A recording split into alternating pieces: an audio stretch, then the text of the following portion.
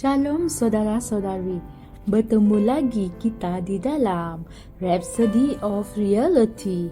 Ajaran Pastor Chris hari ini bertajuk Dibebaskan dari Penguasaan Syaitan.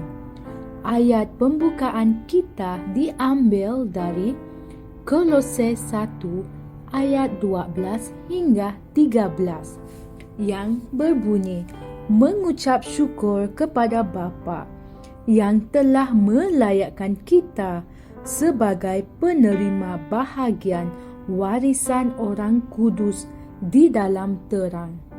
Dia telah membebaskan kita dari kuasa kegelapan dan telah memindahkan kita ke dalam kerajaan anak-Nya yang dikasihi. Haleluya.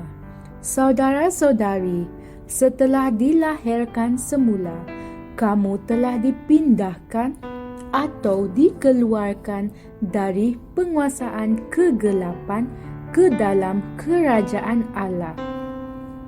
Ia merupakan tempat kehidupan, terang dan kemuliaan yang besar.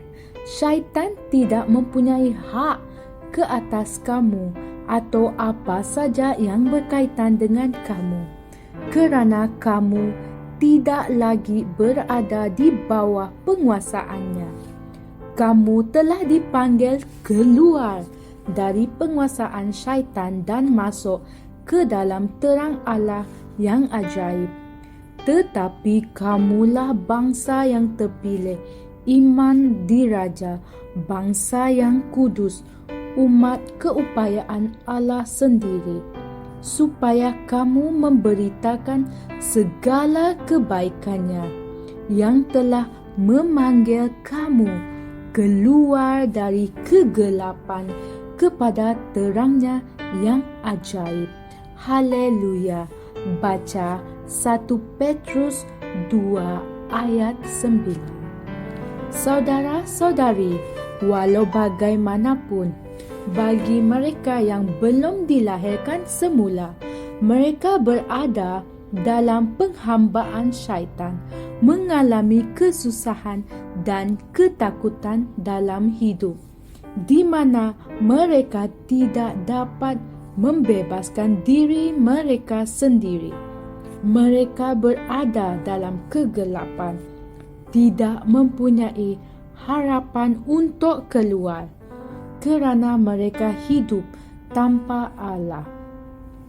Satu-satunya harapan mereka adalah menerima keselamatan dalam Yesus Kristus. Hal ini sepatutnya membuatkan kamu berfikir dengan serta-merta tentang ahli-ahli keluargamu, kawan-kawanmu, rakan-rakan seperniagaanmu, teman-teman sekerjamu dan jiran-jiranmu yang belum lagi mengenali Tuhan. Kamulah bencana Allah untuk membawa mereka ke dalam keselamatan dalam Kristus, untuk membawa mereka keluar dari kegelapan dan penguasaan syaitan ke dalam terang dan kebebasan yang mulia sebagai anak-anak Allah. Dalam 2 Korintus 5 ayat 19 berkata, kerana Allah berada di dalam Kristus ketika mendamaikan dunia dengan dirinya sendiri, dengan tidak memperhitungkan pelanggaran-pelanggaran mereka, dan telah mempercayakan berita pendamaian itu kepada kami. Tiada manusia yang dapat menyelamatkan dirinya sendiri. Kita tidak boleh melakukannya sendiri, dan itulah sebabnya Yesus telah datang. Haleluya. Saudara-saudari, melalui kematiannya yang menggantikan tempat kita, kita boleh menerima keselamatan dan melalui kebangkitannya yang penuh kemuliaan, kehidupan yang kekal sudah tersedia ada. Haleluya.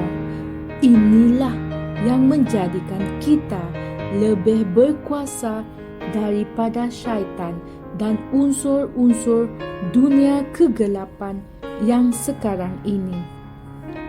Kita mempunyai hidup yang kekal, sifat Allah. Haleluya. Saudara-saudari, mari kita berdoa. Ya Bapa, aku bersyukur kepadamu atas manfaat keselamatan dan kehidupan kebenaran yang telah Engkau bawakan kepadaku melalui pengorbanan Kristus yang menggantikan tempat aku dan melalui kebangkitannya yang penuh kemuliaan. Aku berjalan dalam hakikat kehidupan baruku dalam Kristus dan menyedari sepenuhnya bahawa aku telah dibenarkan oleh iman dan aku telah berdamai dengan Engkau melalui Tuhan Yesus Kristus. Amin. Renungan tambahan kita diambil dari Efesius 2 ayat 4 hingga 6 dan Kolose 1 ayat 12 hingga 13. Sekian perkongsian saya pada hari ini, sehingga kita bertemu lagi pada hari yang lain. Kami percaya saudara-saudari semua telah diberkati dengan perkongsian firman dari Rhapsody Reality. Bagi sesiapa yang ingin menjadikan Yesus Kristus sebagai Tuhan dalam kehidupanmu, kamu boleh mengucapkan doa ini bersama dengan saya. Ya Tuhan Allah, aku mempercayai Yesus Kristus, Anak Allah yang hidup dengan sepenuh hatiku. Aku percaya Dia telah mati untukku dan Allah telah membangkitkan Dia dari kematian. Aku percaya Dia hidup hari ini.